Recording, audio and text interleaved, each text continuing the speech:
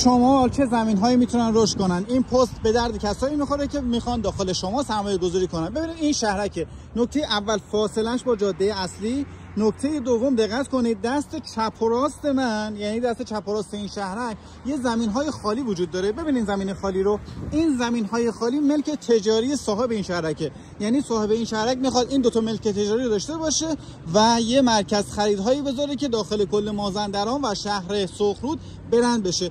این اتفاق خیلی رقم میخوره برای کسایی که داخل این شهرک زمین دارن. حالا نکته‌ای که وجود داره، ما میرسیم به داخل این شهرک. نکته اول، داخل شهرک نگهبانی داره زده میشه و وقتی که نگهبانی زده بشه قیمت زمین ها بیشتر میشه. نکته دوم، به مدارک خود زمین های شهرک دقت کنید. نکته سوم، به بر زمین دقت کنید. ببینید داخل پیج ما پر از نکته است برای کسایی که میخوان داخل شمال آپارتمان، زمین، ویلا سرمایه گذاری کنن. امیدوارم این پست هم بفرستید برای کسایی که به دردشون میخوره.